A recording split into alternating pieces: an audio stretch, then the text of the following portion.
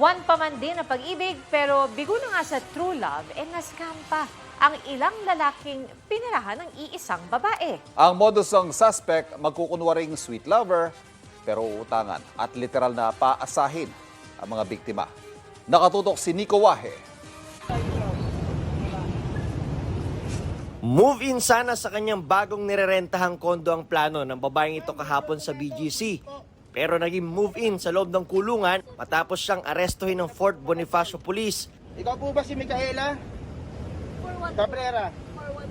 Bench warrant. Warrant pa rin sa bouncing check. Si Micaela Veronica Cabrera may existing warrant of arrest dahil umano sa mga talbog na checking inisyo niya. Nang mahuli, isa-isang nagdatingan ng iba pa niyang mga nabiktima. Nakamatch daw nila sa isang dating app si Cabrera na may-ari ng isang fashion styling firm ang pakilala. Malambing na usapan daw sa unap hanggang sa magpapaawa si Cabrera na nalulugi na ang kanyang negosyo at kailangan niya ng tulong para maisalba ito. Mukhang legit naman. She showed a article na legit yung ano niya. Searchable kasi yung firm niya.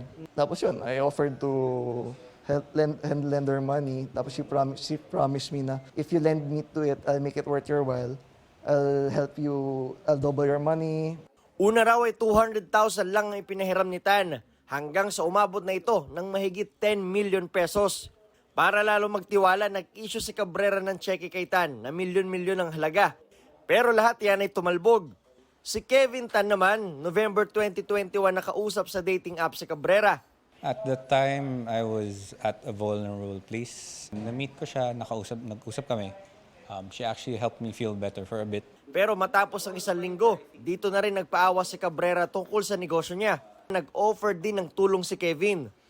200,000 din nung una at ang pangako raw ni Cabrera, mababayaran siya matapos ang 2 buwan. She makes up a story na parang the friend lending her that blah, blah, blah. And so I end up lending her more. I ended up borrowing from friends. Also, I pawned off my car. Suma total, 25 million pesos ang itinakbo umano ni Cabrera mula sa 8 complainant na dumating kagabi sa estasyon. Nahuli si Cabrera matapos makipagtulungan ng isang real estate agent na inisyuhan din niya ng talbog na tseke. Nabayad sana sa renta ng lilipatan nitong kondo. Nung tumalbog na yung mga checks niya yesterday, nagkaroon na ako ng hinala na baka nga scam siya. So, ang ginawa ko,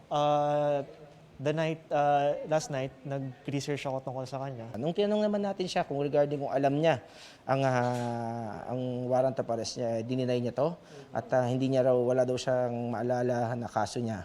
Nananawagan naman ng pulisya sa iba pang nabiktima ni Cabrera na lumantad, tumanggi magbigay ng pahayag si Cabrera.